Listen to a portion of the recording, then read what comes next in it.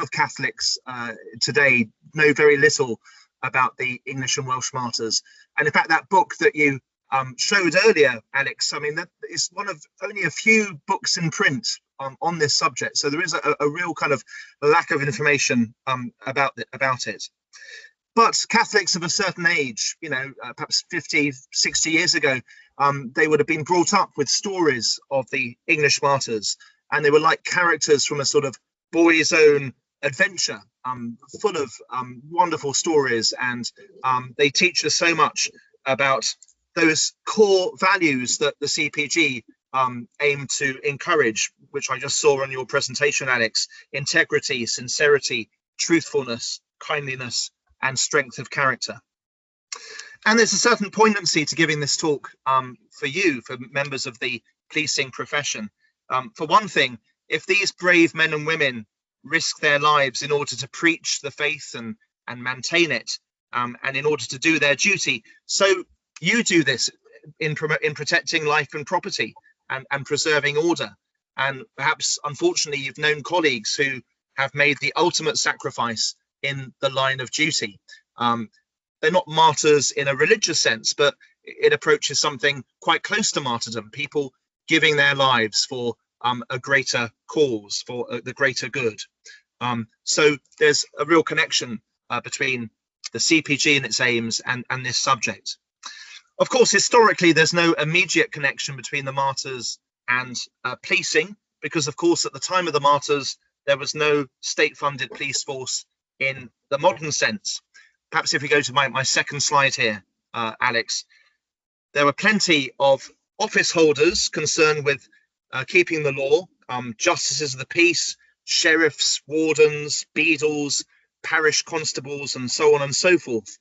There was also a complex set of courts and jurisdictions. If you think things are complicated these days, they were far worse in the 16th and 17th centuries. Major crimes were dealt by the Assizes, a travelling court of London-based judges that met occasionally in the great county towns. And then there were the petty sessions and the quarter sessions, the courts of the manor, the local manor, and so on and so forth. Those involved in law enforcement would have no doubt said that in operating the laws against Catholics, they were following orders and defending the monarch and the community. But I wonder whether some of those men had secret sympathy for the priests and the Catholics they were taking to prison. And of course, another connection between policing and the martyrs is, as I said, they can teach us so much about resilience in adversity and being true to our beliefs and true to ourselves. So let's get started with their story. If we go to the next slide.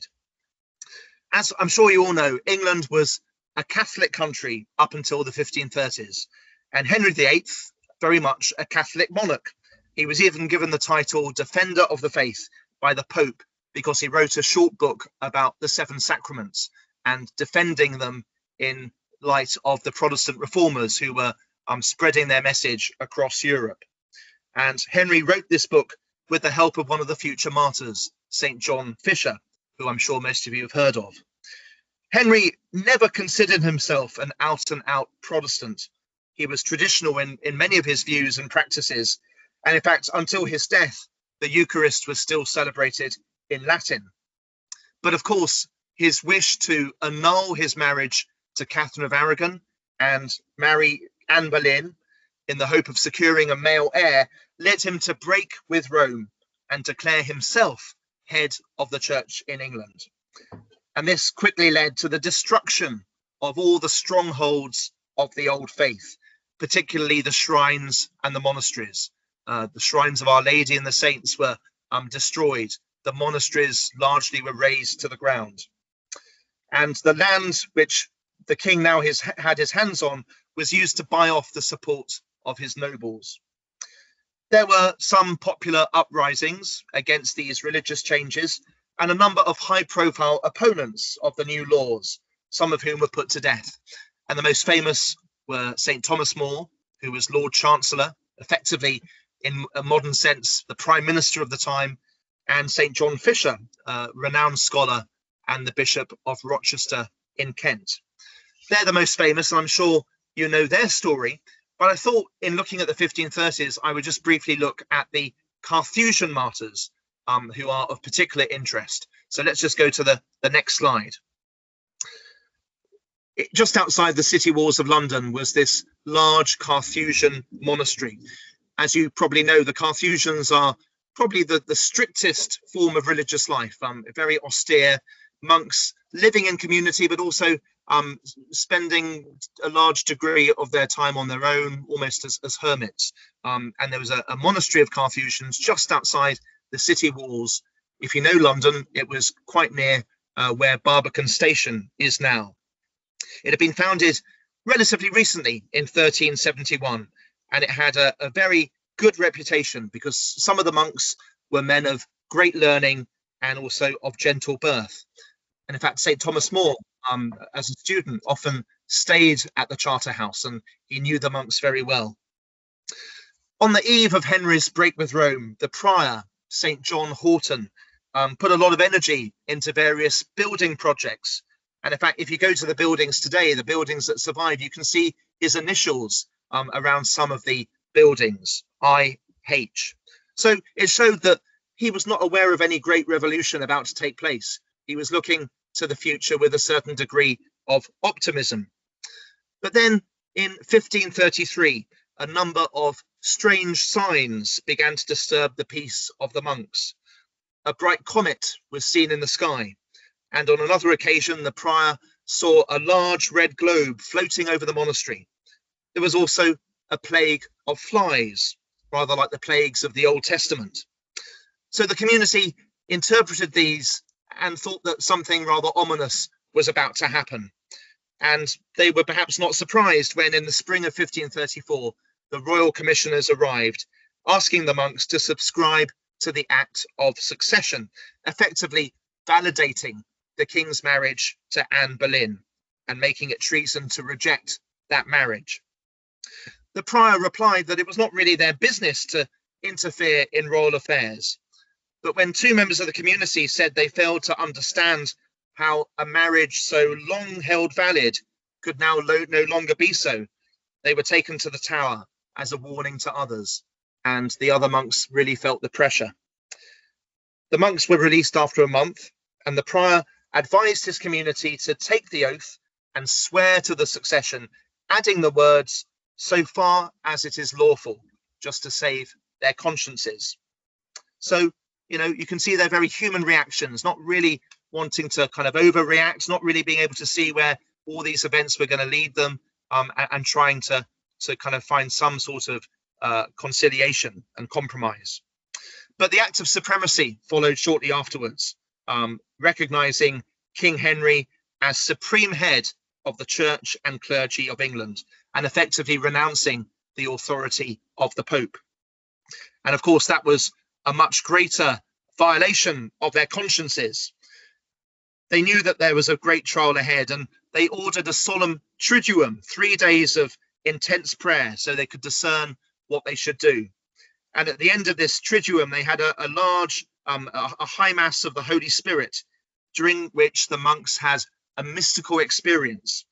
According to one chronicler, the prior was overpowered with so great a fullness of divine illumination that for a long time he could not proceed with the office of the Mass. The monastery also stood astounded, hearing indeed a voice and feeling a marvelous sweet operation in their hearts, but not knowing where it came from. So it was almost a communal mystical experience.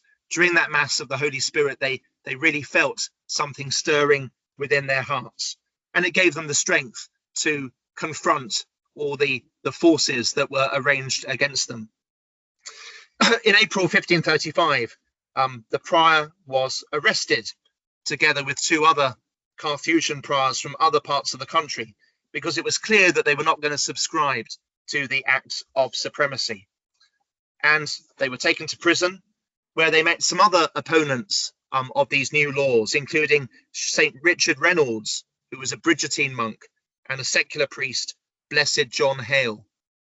They were taken to Westminster Hall, which is part of the Houses of Parliament, and they asserted stoutly but respectfully that they were keeping true to their Catholic faith. They were sentenced to death, and perhaps little thought that less than 500 years later, the Pope himself would stand in Westminster Hall addressing the country's politicians in that very spot where they had been condemned to death. And I'm sure you all remember Pope Benedict visiting our country just over 10 years ago and standing on that spot. Let's move to the next slide. On the 4th of May, 1535, St. John Horton and 2 other Carthusian priors were hanged, drawn and quartered at Tyburn. And in fact, that's the feast day of the English martyrs, the 4th of May. It's the feast for all the martyrs, but it's the day that these first Carthusians suffered. I'm sure you all know what it meant to be hanged, drawn and quartered. It was a particularly barbaric form of punishment, something I think fairly unique to England. It involved being hanged until you were half dead and then cut down, disemboweled, cut into quarters and your head cut off. So the real idea was to completely obliterate you. You know, you had made this big offense against the community, against society, against the monarch, and as a punishment, all evidence of your body, as it were, would be taken apart and obliterated. A really awful end. St. Thomas More himself was in the Tower of London at this time, and he looked out of his cell window that morning and saw the Carthusian monks being taken off to their death. And he wrote, or he told his daughter, that they went out of the tower to execution as if they were going off like bridegrooms to their wedding day. If we go to the next slide, you can still see quite a lot of the buildings of the Charterhouse to this day. In fact, if you go to Barbican Station, just walk round the corner and you can see remains of the gatehouse of the monastery, which is the kind of stone arch that you can see in the picture. And after the execution of the Carthusian monks, the prior's arm was nailed to that gatehouse as a warning to everyone else. Other members of the community followed close on. On the 19th of June, Blesseds Humphrey Middleton, William Exmouth and Sebastian Newdigate were executed. And in fact, one of our members mentioned Blessed Sebastian Newdigate earlier, a saint who actually has connections to the part of the world where I'm speaking from, just on the western edge of London. All in all, 17 of the monks of the Charterhouse were put to death, either through public execution or simply by being left to starve in their prison cells. And the Charterhouse itself was suppressed in November 1538, and it gradually became a public school and also a place of charity. If we go to the next slide. So that's a little example of those early martyrs from the 1530s. There wasn't a huge number of martyrs, but some particularly prominent opponents of the King's divorce. We all know about Thomas More and John Fisher. Perhaps less well known are these Carthusian monks. But if you mention martyrs, English martyrs, to most people, especially non-Catholics, if they had any historical sense, they'd probably begin talking about the martyrs of Bloody Mary, the Protestant martyrs of the 1550s. I think it's probably worth just saying a few words about them. Part of the popular kind of anti-Catholic mythology that is a large part of our British identity, part of that is based on these fires of Smithfield. Smithfield, in fact, is just around the corner from the Carthusian monastery, and it's now famous as a meat market, but it was a place of execution, and a lot of the Protestants who were put to death under the Catholic Mary I were burned alive there.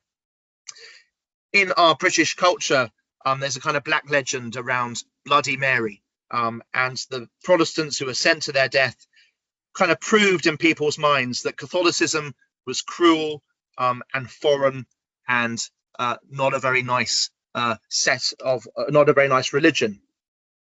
The burnings under Mary Tudor were certainly intense. 284 men and women were sent to the stake in the space of 4 years.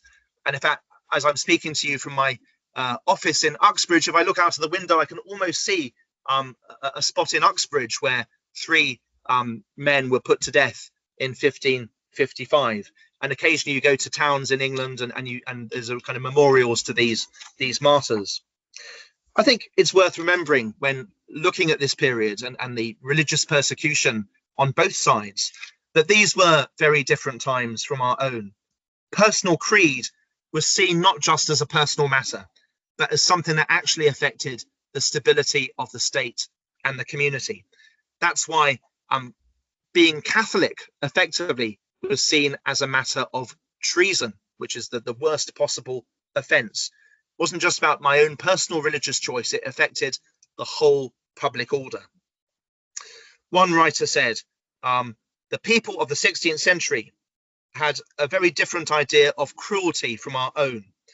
They believed that heresy was the worst of crimes, which of course is very hard for us to comprehend in the 21st century.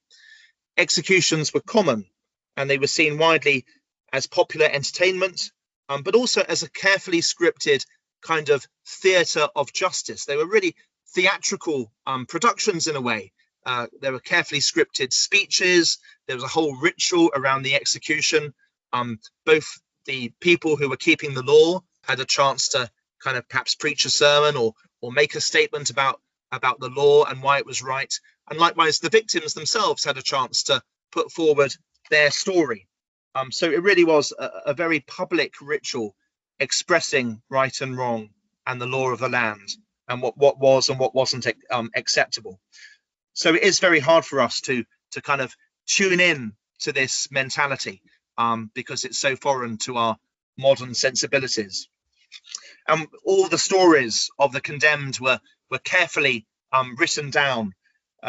In our own tradition, we have all sorts of books about the martyrs, especially a wonderful work by Richard Challoner, a bishop in the 18th century, Memoirs of the Missionary Priests, cataloguing the sufferings of these heroic men.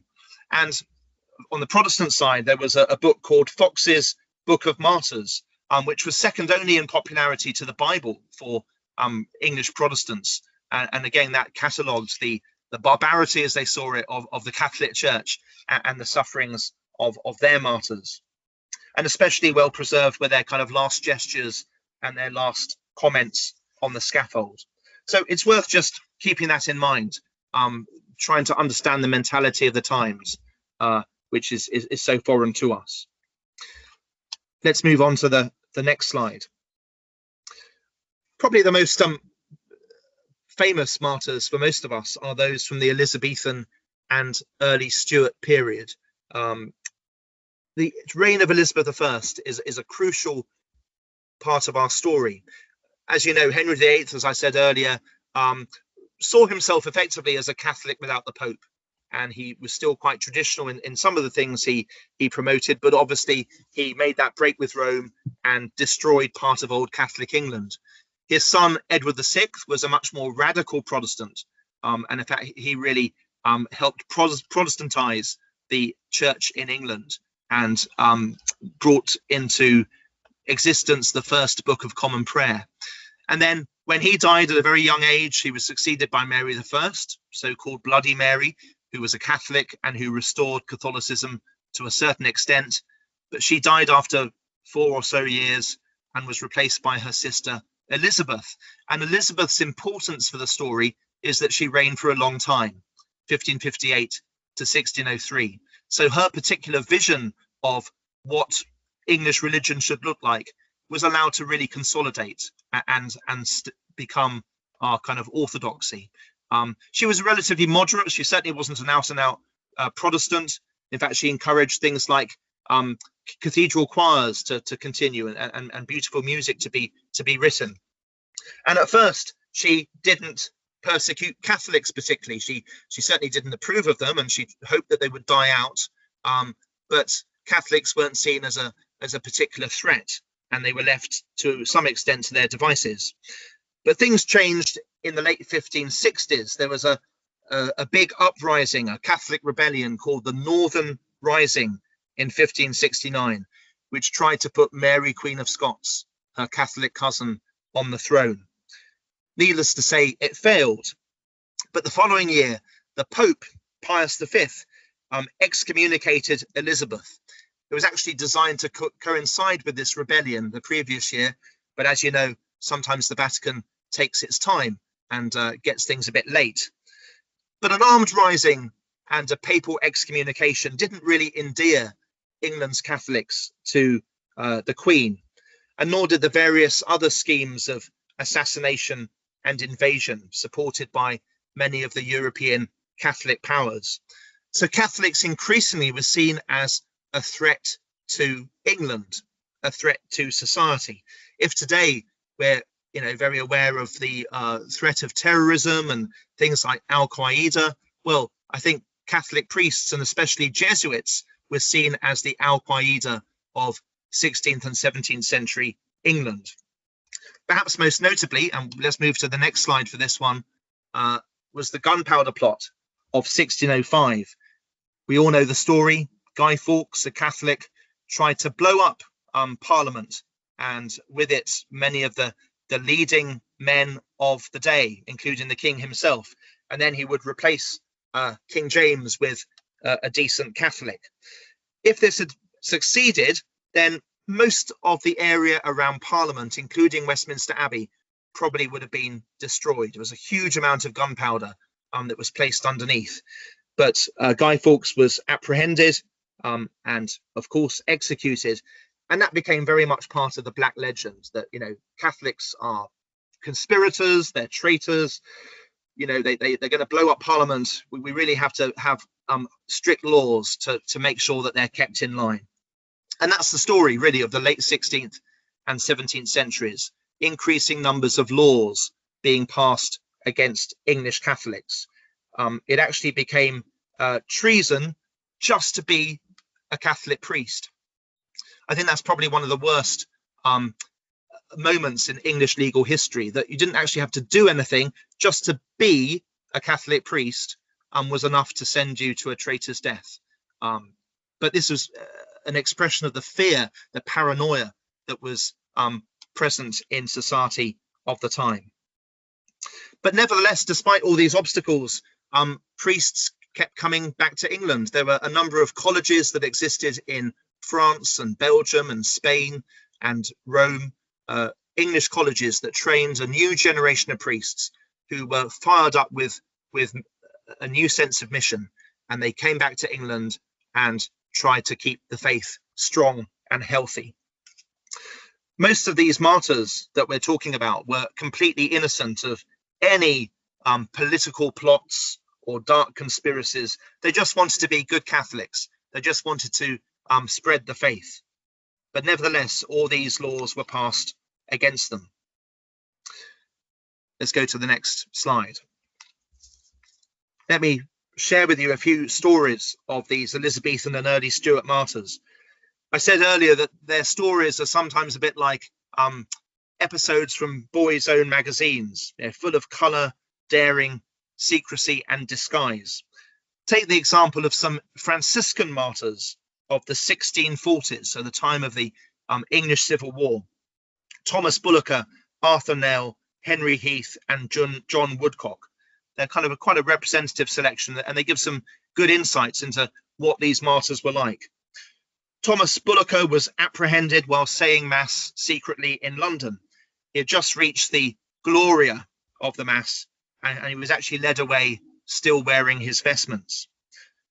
Blessed Henry Heath had just arrived in England, and he was disguised as a sailor and had even concealed some Catholic literature in his hat. In the spirit of St. Francis, he decided to walk from Dover all the way to London rather than taking any transport. And by the time he got to London, he was fairly exhausted. He couldn't find any accommodation, so he ended up sleeping on the doorstep of a house near London Bridge, just like so many homeless people today. When the owner of the house found him sleeping on his property, he thought he was a thief or a vagrant, and he called the local constable. The papers found in his hat quickly identified him as something much more sinister than a thief or a vagrant, a Catholic priest. All these Franciscans were put to death, and they met death very bravely. As Thomas Bullocker was leaving prison, he met blessed Arthur Bell, who said to him, "Brother, I was professed before you. Why do you take precedence of me?" And Bullocker answered, "It is the will of God, but you will one day follow me." And in fact, that's exactly what happened. Arthur Bell himself was executed the following year, and at the gallows, he embraced the executioner. John Woodcock had to be hanged twice because on the first occasion, the rope snapped, and he was given the option of, repenting and turning his back on the Catholic faith. He knew what it was like to be hanging in the air from a rope when the rope snapped. I'm sure there must have been a temptation to compromise, but no, he stuck to his faith and he was hanged a second time. Henry Heath remained a priest to the last. He actually heard the confession of one of the criminals executed with him. And as he stood there with a noose around his neck, he prayed, "Jesus, convert England. Jesus, have mercy on this country." Now, one of my favorite martyrs is St. John Southworth. Let's go to the next slide. Famously, his body rests in Westminster Cathedral. He was ordained in 1618, and after a brief period as a chaplain in Brussels to some nuns, he returned to his native Lancashire, where he was quickly arrested and taken to Lancaster Castle.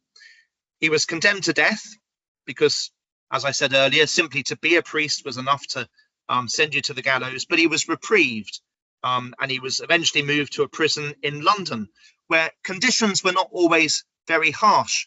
I think it's worth remembering that, these anti-Catholic laws did exist, but they weren't always followed to the maximum letter of the law. I mean, sometimes they were simply ignored, especially if you had a fairly friendly justice of the peace or constable.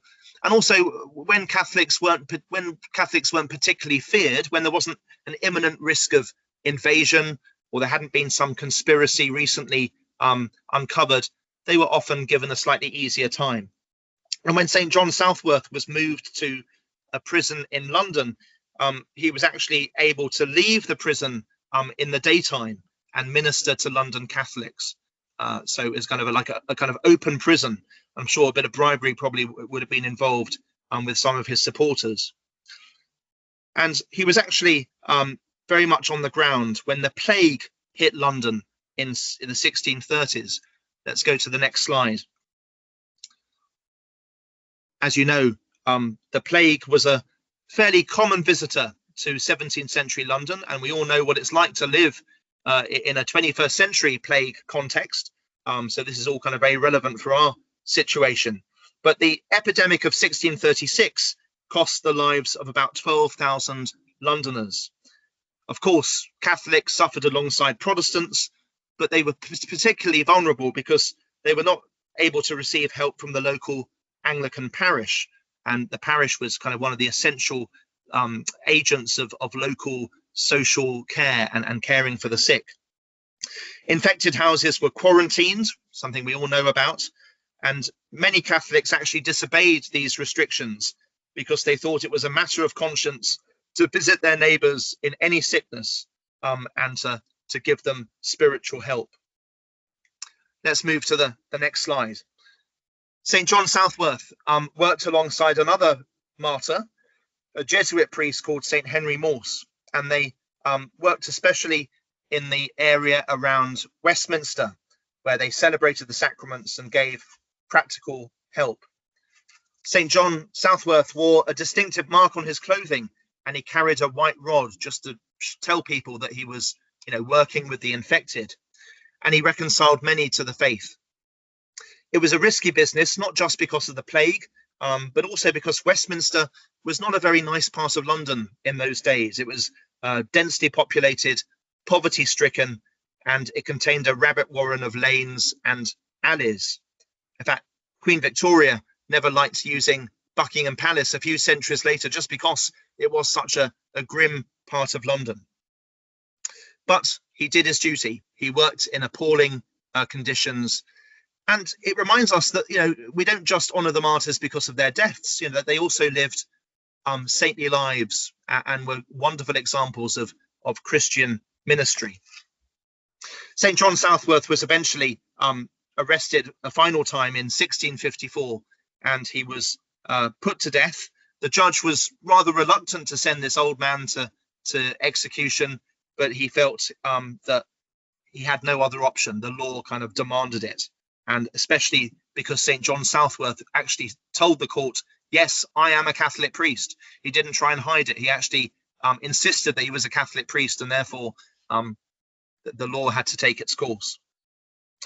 What's particularly interesting about St. John Southworth, and I forgot to put a picture of this in the PowerPoint, is the story of his body. Normally, the bodies of the martyrs were flung into a mass grave and quickly forgotten. But St. John Southworth's body was saved by his supporters and ended up with the Spanish ambassador, who bought it for 40 shillings. And his remains were smuggled overseas to the English College in Dowie, one of the principal English seminaries. And although not officially recognized as a saint at this time, they were treated very much as holy relics. At the French Revolution, his body was hidden for safekeeping and eventually rediscovered in the 1920s when the old college buildings were being knocked down and that whole part of Dowie in France was being rebuilt. They found this body, and after a lot of investigation, it was discovered to be the body of St. John Southworth. Rather conveniently, Southworth was beatified. He was made a blessed shortly afterwards, and so the body returned to England and was placed in Westminster Cathedral, very close to the spot where he helped all those plague victims in 1636. So if you've never seen it, next time you're in London, do go inside the cathedral, and in one of the side chapels to the left, you can see the body of St. John Southworth, one of the very few complete relics that we have of the English martyrs. Let's move on to the next slide. Up until recently, England and Wales could claim one of the largest collections of martyrs recognised by the Church, at least since Roman times. But this has recently changed a bit because, sadly, the 20th century was very much the century of martyrdom. We think of all the martyrs of Mexico, Spain, Nazi Germany, and the Soviet bloc. And in many ways, these modern persecutions were even more intense and horrific than those of Elizabethan and Stuart England. Priests could be found in many of the realm's prisons during the period, but there was nothing quite like the priest block at Dachau concentration camp, where there were hundreds of priests suffering together.